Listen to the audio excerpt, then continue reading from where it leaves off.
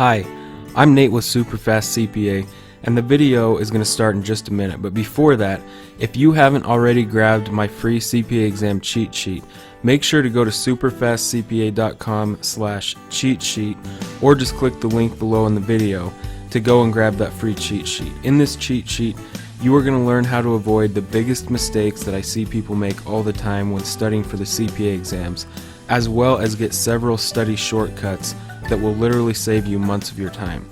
So go and grab that real quick and then come back and we'll start the video. Hey there, CPA candidate.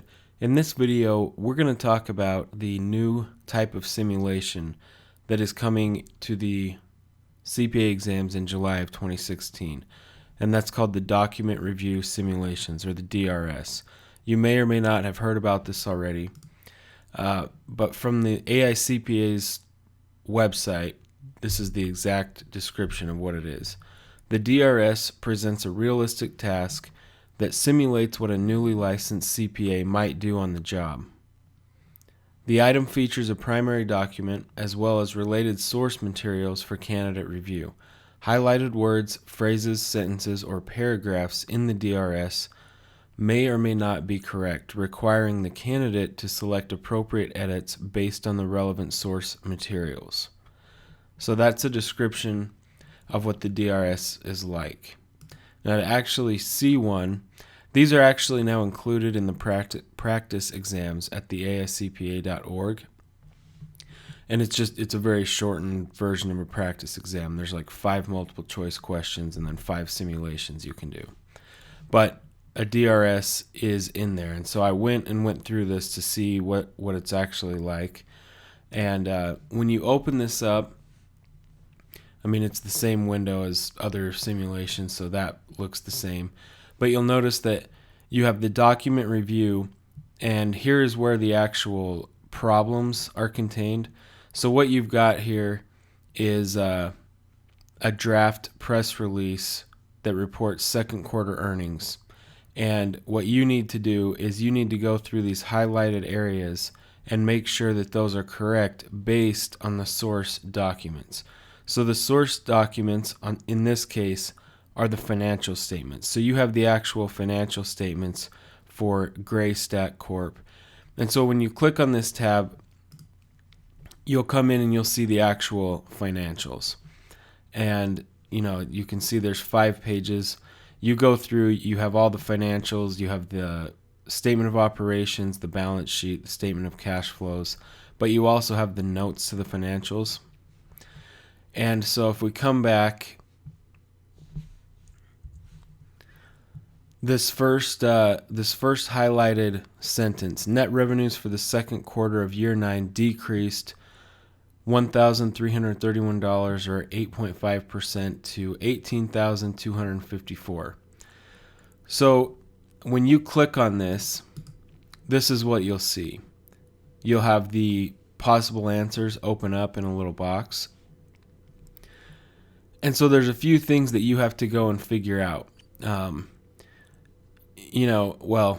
Based on the answers here, this might be incorrect. They might have misquoted the actual number, or this might not have been calculated correctly, or this might not be the actual number. But it looks like these answer choices, this one hasn't been messed with. So really, you're going to try and go figure out if this percentage has been calculated correctly and what the correct ending number is. So all you would do is go to the financial statements and find that number in the financials, and you have to make sure that those 2 numbers are correct. And if one or both of them is incorrect, you have to find the correct answer. So it requires a little more thinking than maybe other types of simulations, or not necessarily thinking, but just the actions of actually digging through the source document. And I can say that this is very realistic. This is definitely something you would do in practice. And so it does kind of achieve the AICPA's goal of giving the candidate something more realistic that they would actually do as a newly licensed CPA. And I mean, I can attest that this is something you will definitely do a lot of is going through and making sure that, statements and these types of sentences have been written out correctly, and the percentage change has been calculated correctly based off the right number. So the next example, the increase in the SG&A expenses was due to ongoing litigation with a former employee, resulting in an increase of $600 in legal fees during year 9.